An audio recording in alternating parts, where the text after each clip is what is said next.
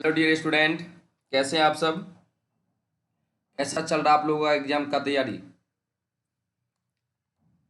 तो आज के क्लासेज में अपने सब डील करने वाले हैं एग्जामिनेशन की दृष्टिकोण से कुछ इम्पोर्टेंट पॉइंट जो खास करके आपको ऑब्जेक्टिव में मदद करेगा, ठीक है। और साथ ही साथ अपने सब आज के क्लासेज में जो चैप्टर पढ़ने वाले हैं उस चैप्टर का नाम है विद्यार्थी रिप्रोडक्शन इन ऑर्गेनिज्म। उस चैप्टर का नाम क्या है? Reproduction in organism. जैसे कि आप देख रहे हैं यहाँ पर हम लिखे हुए हैं विद्यार्थी, यहाँ पर जो लिखे हुए हैं वो है D1 चैप्टर। क्या लिखा हुआ है? D1। D1 का मतलब विद्यार्थी डिलीट हम मानते हैं, इसलिए क्योंकि ये न्यू एनसीईआरटी बुक में इस चैप्टर को क्या कर दिया गया, हटा दिया गया। लेकिन खैर कोई बात नहीं, यहाँ से भी क्वेश्चन पूछी जाएगी। तो जो एनसीईआरटी बुक में पहला चैप्टर था ओल्ड एनसीईआरटी बुक में, तो न्यू एनसीईआरटी बुक में इस चैप्टर को हटा दिया गया है जो कि था रिप्रोडक्शन इन ऑर्गेनिज्म। तो इन चैप्टर के बारे में भी अपने सबको जानना जरूरी है। तो चलो स्टार्ट करते हैं जल्दी जल्दी में। तो देखो विद्यार्थी, पहला क्वेश्चन क्या है कि जनन क्या है। क्या विद्यार्थी, जनन क्या है?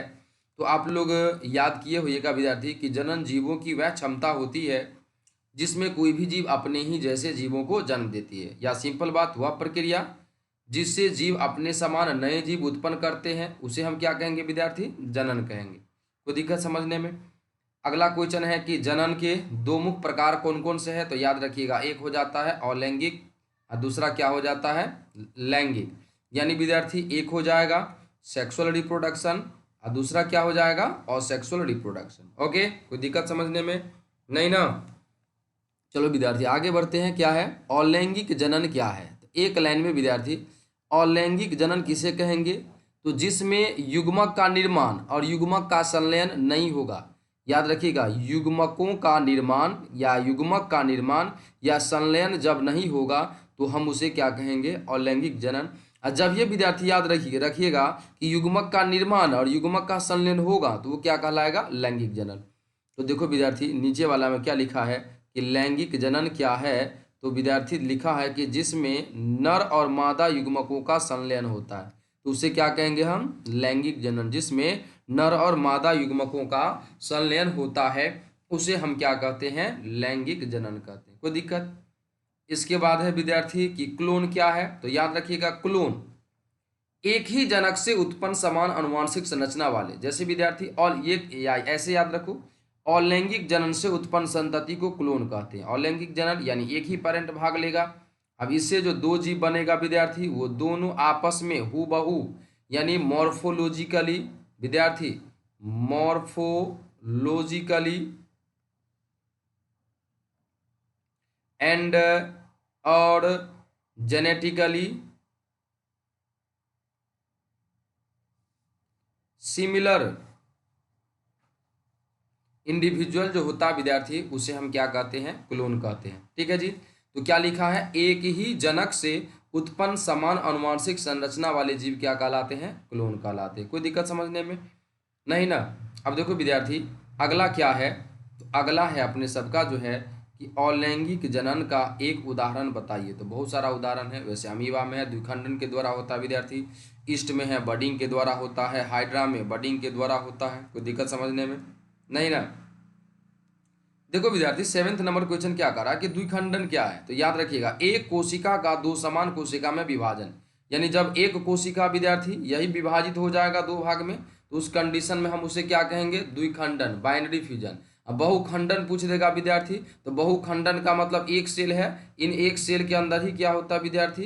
तो बहुत सारे जो है स्पोर का निर्माण होता है। यही विद्यार्थी जब फटता है तो ये सारे स्पोर क्या होता है? बाहर निकल जाता विद्यार्थी और अलग अलग इंडिविजुअल का क्या करता है? निर्माण।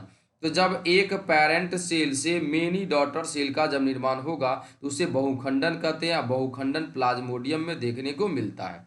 और विद्यार्थी द्विखंडन पूछेगा तो अभी जस्ट पढ़े अमीबा में, अमीबा में द्विखंडन के द्वारा क्या होता है? लैंगिक जनन होता है। कोई दिक्कत समझने में? नहीं ना। चलो आगे बढ़ते हैं। ठीक है जी। देखो विद्यार्थी, अभी जस्ट अपने सब चर्चा किए हैं किसका? तो बडिंग का, है ना। किसका चर्चा किए हैं? बडिंग का चर्चा किए हैं। तो मुकुलन क्या है? तो याद रखिएगा, जनक शरीर से कलिका रूप में नई संतान का निर्माण। जनक शरीर जैसे ईस्ट है विद्यार्थी, ये ईस्ट का शरीर है, ईस्ट के शरीर से ही ये ऐसे उभार के जैसा संरचना निकलता है, इसी को कहा जाता है बड। क्या कहा जाता है? बड। इसी को हिंदी में कहा जाता है विद्यार्थी जो है कलिका। यह कलिका जब मैच्योर हो जाता है तो पेरेंट बॉडी से अलग होकर के नए डॉटर सेल का निर्माण करता है। तो इस रूप में जब नए संतान बनता है तो उसे हम क्या कहते हैं? बड कहते हैं। ठीक है जी, सॉरी बडिंग कहते हैं। ओके, ऑब्जेक्टिव टाइप क्वेश्चन की दृष्टिकोण से याद ही रखना विद्यार्थी की मुकुलन किस में पाया जाता है या मुकुलन का उदाहरण बताइए, तो हाइड्रा और ईस्ट हो जाएगा। क्या हो जाएगा विद्यार्थी? हाइड्रा और ईस्ट हो जाएगा। कोई दिक्कत नहीं ना? चलो बढ़ते हैं आगे। आगे है कि खंडन यानी फ्रेगमेंटेशन क्या है विद्यार्थी? क्या दिया है? खंडन क्या है, फ्रेगमेंटेशन क्या है? तो एक लाइन में शरीर के खंडों के अलग होकर नए जीव बनाना। शरीर के खंडों के अलग होकर नए जीव बनाना विद्यार्थी क्या कहलाता है? खंडन कहलाता है, फ्रेगमेंटेशन कहलाता है। इसका एग्जाम्पल विद्यार्थी यूलोथ्रिक्स हो जाता है, स्पाइरोगायरा हो जाता है विद्यार्थी। अब ये प्लांट बॉडी बड़ा है, अब इसका शरीर टूट गया तो ये ऊपर का जो विद्यार्थी जो पार्ट है और नीचे का पार्ट है ये भी डेवलप करके नए नए जीवों का निर्माण करता है। तो इस मेथड से जो नए जीव का निर्माण होता है उसे क्या कहा जाता है? फ्रेगमेंटेशन। क्या कहेंगे विद्यार्थी? फ्रेगमेंटेशन। दूसरा बात विद्यार्थी आप लोग ध्यान दीजिएगा विद्यार्थी, ये मेरा पहला वीडियो है जिसे हम लैपटॉप के जरिए पढ़ा रहे हैं। ठीक है जी, तो किसी प्रकार का इसमें अगर समझने में दिक्कत हो, कठिनाई हो तो बताइएगा हमें, ठीक है, ताकि हम उसे सुधार सकें। ठीक है, चलो जी अगला क्वेश्चन क्या है कि खंडन का उदाहरण दीजिए। खंडन यानी अब ये जस्ट बताएं विद्यार्थी जो है फ्रेगमेंटेशन, तो इसका हो जाता है स्पाइरोगायरा। क्या हो जाता है? स्पाइरोगायरा। तो चलो अगला क्वेश्चन देखते हैं विद्यार्थी अगला क्वेश्चन क्या है? तो लिखा है कि कायिक प्रवर्धन यानी वेजिटेटिव प्रोपेगेशन, जिसे वेजिटेटिव रिप्रोडक्शन भी कहते हैं, क्या है? तो एक लाइन में देखो विद्यार्थी, एक नया पौधा का निर्माण किससे होता है? बीज से। लेकिन कुछ पौधे ऐसे भी हैं जिसमें हम उस पौधे के रूट से भी नए प्लांट को बनते देखे होंगे, स्टेम से भी नए प्लांट को बनते देखे होंगे, लीफ से एटसेट्रा से नए प्लांट का निर्माण होता है। तो ये जो प्लांट का जो पार्ट है इसे कहा जाता है वेजेटेटिव पार्ट। क्या कहा जाता है? वेजेटेटिव पार्ट कहते हैं। तो जब इन वेजेटेटिव पार्ट से जब नए प्लांट का निर्माण होता है तो उस कंडीशन में हम उसे कहते हैं कायिक प्रवर्धन यानी वेजिटेटिव प्रोपगेशन, यानी पौधे के कायिक अंगों से नए पौधे का निर्माण कायिक प्रवर्धन कहलाता है। ठीक है, अगला क्वेश्चन है विद्यार्थी अपने सबका कि पत्तियों द्वारा प्रवर्धन का उदाहरण बताइए। तो ब्रायोफिल्लम में होता है। बल्ब क्या है विद्यार्थी? तो तने का भूमिगत रूप जो प्रवर्धन में सहायक होता है वो क्या कहलाता है? बल्ब कहलाता है। बल्ब का उदाहरण पूछ देगा तो वो प्याज हो जाता है विद्यार्थी। क्या हो जाता है? प्याज। अगला है विद्यार्थी राइजोम। राइजोम क्या है? तो यह भूमिगत क्षैतिज तना है। अब एक बार बोर्ड जो है ऑब्जेक्टिव टाइप क्वेश्चन भी पूछ दिया है कि राइजोम का उदाहरण बताइए। अदरक हो जाता है, हल्दी हो जाता है, ऐसे भी पूछ देगा। अदरक में किस प्रकार का कायिक प्रवर्धन होता है? तो राइजोम हो जाएगा विद्यार्थी, राइट आंसर। ओके, चलो आगे दिया है कि ऑफसेट क्या है विद्यार्थी? ऑफसेट क्या है? तो जलीय पौधों में पाए जाने वाला छोटा क्षैतिज अंकुर जो होता है विद्यार्थी उसी को ऑफसेट कहा जाता है विद्यार्थी, जो कि जलकुंभी में देखने को मिलता है। तो ये ऑफसेट का उदाहरण क्या हो जाएगा विद्यार्थी? जलकुंभी। कोई दिक्कत समझने में नहीं ना? अगला क्वेश्चन देखो विद्यार्थी क्या है? अनिषेक जनन क्या है? क्या विद्यार्थी? अनिषेक जनन क्या है? तो बिना निषेचन के अंडाणु से जीव का विकास। मतलब एक जीव विद्यार्थी जो है, एक जीव का निर्माण जो होता है निषेचन के बाद होता है कि नहीं? यानी कि गैमेट बना तो गैमेट का फर्टिलाइजेशन होना चाहिए तो लैंगिक जनन कहलाएगा। लेकिन जब वही विद्यार्थी एग जो है विद्यार्थी, एग सेल जो है, जब विदाउट फर्टिलाइजेशन ये क्या करेगा? एम्ब्रियो का निर्माण कर लेगा और एक जीव का निर्माण कर लेगा, तो उस कंडीशन में हम उसे पार्थेनोजेनेसिस कहते हैं। और इसका उदाहरण जो होता है मधुमक्खी, छिपकली एटसेट्रा में देखने को विद्यार्थी मिलता है। अगला क्वेश्चन है विद्यार्थी अपने सबका कि जीवन अवधि क्या है? तो एक लाइन में विद्यार्थी इस पृथ्वी पर किसी भी जीवों का क्या होता है? बर्थ होता है। ठीक है जी, और एक समय ऐसा आता है जब उसका क्या होता है? Natural death. क्या होता है विद्यार्थी? नेचुरल डेथ होता है। तो जन्म और डेथ के बीच में वो जितने समय तक जिंदा रहा वही समय उन जीवों का क्या कहलाता है विद्यार्थी, जो है लाइफ स्पेन। क्या कहलाता है? Life span. कोई दिक्कत समझने में? नहीं ना? Very good. अगला क्या है विद्यार्थी? अगला है कि सबसे कम आयु वाले जीव कौन है? सबसे कम आयु वाले जीव का नाम बताइए। तो मे फ्लाई, केवल और केवल एक दिन होता है। सबसे अधिक आयु वाले जीव कौन है विद्यार्थी? तो याद रखिएगा, कछुआ या बरगद का पेड़ या पीपल। ठीक है जी, ये सब सबसे ज़्यादा दिन जिंदा रहता है विद्यार्थी जो है। ठीक है, जैसे आप पढ़े होइएगा कि कछुआ भाई साहब जो है ये लगभग जो है कछुआ भाई साहब जो है विद्यार्थी कितने दिनों तक जिंदा रहता है? 1.5 साल, है कि 150 साल। 150 से 200 वर्ष देखे होइएगा, किसी किसी में 300 देखे होइएगा। बरगद भाई साहब 200, है कि नहीं? पीपल जो है विद्यार्थी ये 2000 से 3000 सालों तक जिंदा रहता है ना जी। अब खुद सोचो विद्यार्थी, पीपल का पेड़ अपने गांव घर में देखिएगा, जो एजेड व्यक्ति रहता है कि नहीं जी, वो सब कहेगा ये पीपल का पेड़ हमरे जमाना से है। लेकिन उन दादाजी सबको पता नहीं रहता कि पीपल के पेड़ का जीवन अवधि कितना होता है, 2000 से 3000 साल, है ना जी। चलो जी, वैसे एक बात कुछ कुछ बुक में देखे होइएगा, सबसे अधिक जो आयु वाला जो पेड़ होता है उसका नाम है लारिया ट्राइडेंटाटा। ठीक है, अगला क्वेश्चन है विद्यार्थी, अगला क्वेश्चन है कि कौए की आयु कितनी होती है? तो लगभग 15 वर्ष। कितनी होती है? 15 वर्ष। ठीक है जी। चलो अगला क्वेश्चन है कि कुत्ते की आयु कितनी होती है? तो लगभग 25 वर्ष। मनुष्य की आयु पूछेगा तो लगभग 80 वर्ष। पहले 100 वर्ष, लेकिन अब एक एवरेज लिया गया तो 80 वर्ष। गाय की आयु कितनी होती है विद्यार्थी? तो लगभग 20 से 25 वर्ष। जीवन के कितने चक्र होते हैं? तो याद रखना, जीवन यानी जीवन अवधि यानी बता दिए थे, बर्थ और नेचुरल डेथ जो है इसे 3 भाग में डिवाइड कर दिया गया है, जो कि जन्म से लेकर के विद्यार्थी मतलब बीच का समय रिप्रोडक्टिव फेज समझो। रिप्रोडक्टिव फेज से पहले का जो अवस्था रहता है उसे किशोरावस्था कहा जाता है, जिसमें कोई भी जीव अपने आप को क्या करता है? वृद्धि करता है। ठीक है, शरीर को उस लायक बनाता है ताकि वो अपने जैसे संतानों को पैदा कर सके। जनन अवस्था में कोई भी जीव अपने समान जीवों को जन्म देगा। वृद्धावस्था में कोई भी जीव संतानों को जन्म देने की क्षमता को खो देता है।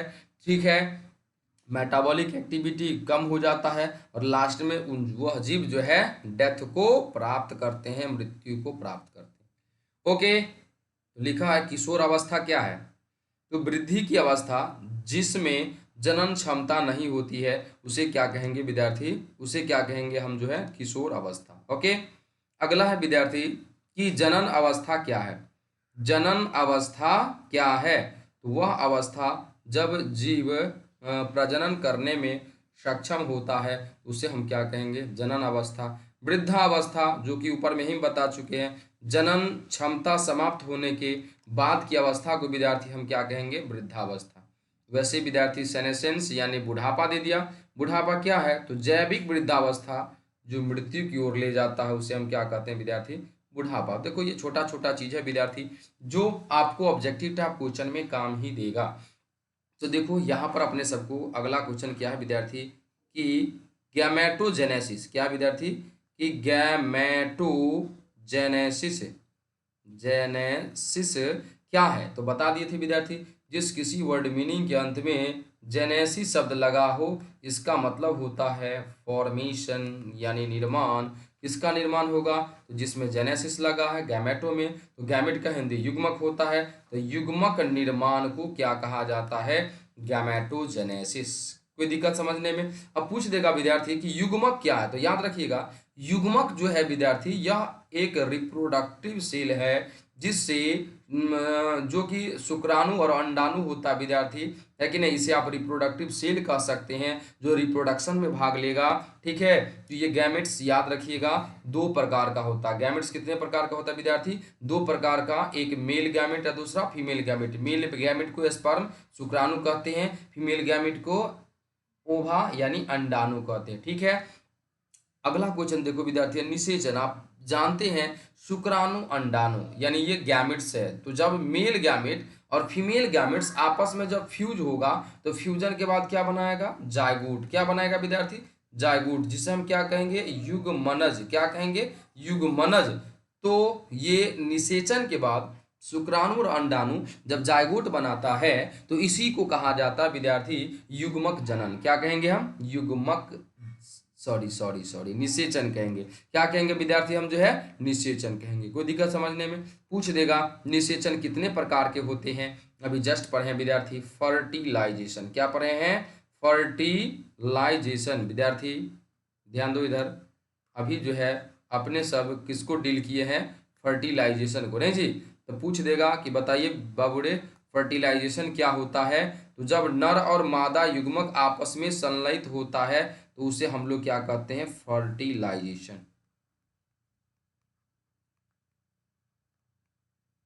अब देखो विद्यार्थी, ये फर्टिलाइजेशन में गैमेट का फ्यूजन होता है ना, तो जब गैमेट का फ्यूजन पेरेंट बॉडी के अंदर होता है तो उसे कहा जाता है एक्सटर्नल फर्टिलाइजेशन। जब वही गैमेट का फ्यूजन पेरेंट बॉडी के बाहर होता है तो उसे कहा जाता है इंटरनल फर्टिलाइजेशन। यानी विद्यार्थी एक हो जाएगा आंतरिक निषेचन और दूसरा क्या हो जाएगा? बाह्य निषेचन। तो लिखा है कि बाह्य निषेचन क्या है? तो जो शरीर के बाहर होगा या एक लाइन में जब युग्मकों का संलयन शरीर से बाहर होता है। बाह्य निषेचन का उदाहरण पूछ देगा विद्यार्थी, तो अधिकांशतः जलीय जीव हो जाएगा, जैसे मछली हो गया, मेढक हो गया। आंतरिक निषेचन विद्यार्थी पूछ देगा क्या है? तो जब निषेचन की क्रिया शरीर के भीतर होता है तो उसे क्या कहेंगे? आंतरिक निषेचन। आंतरिक निषेचन का उदाहरण पूछ देगा तो क्या हो जाएगा? मनुष्य और पक्षी। क्या हो जाएगा?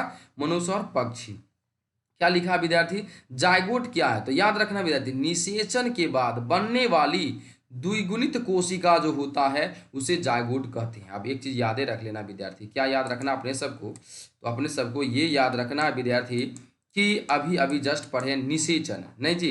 तो निषेचन में क्या होता है विद्यार्थी? निषेचन में क्या होता है कि एस्पर्म, विद्यार्थी एस्पर्म और ओवा आपस में मिलता है तो जायगोट बनता है। यही नहीं पढ़े हैं? तो जायगोट में क्रोमोसोम का संख्या 2n होता है, एस्पर्म में n होता है, ओवा में n होता है। एक चीज याद रख लो, ओवा और एस्पर्म क्या है विद्यार्थी?